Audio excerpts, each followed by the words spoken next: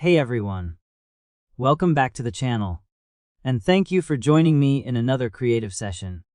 I'm so excited to have you here today as we dive into a fun and relaxing art project. This time, we're keeping things simple, clean, and minimalist with a drawing of a playground slide using just one color, black. So, let's get started. I began by sketching the roof of the slide. This might seem like a small detail, but it's actually the foundation of the entire drawing. The roof sets the tone for the structure and helps establish the perspective. I made sure to keep the lines clean and precise, as even the slightest imbalance can throw off the entire design. Next, I moved on to the stairs and the base of the slide.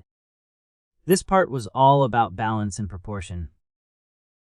I wanted to make sure the stairs looked sturdy and functional, while also maintaining a sense of simplicity.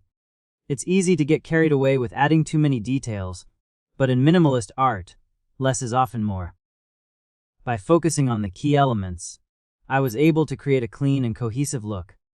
After that, I added the slide itself. This was probably the most fun part of the process, because it's where the design really starts to come to life. I paid close attention to the curves and angles, making sure they flowed naturally and complemented the rest of the structure.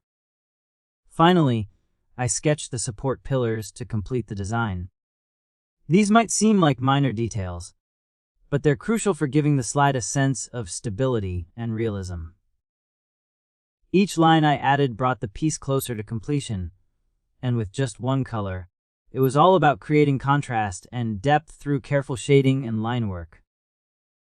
So, what do you think of this minimalist playground slide design?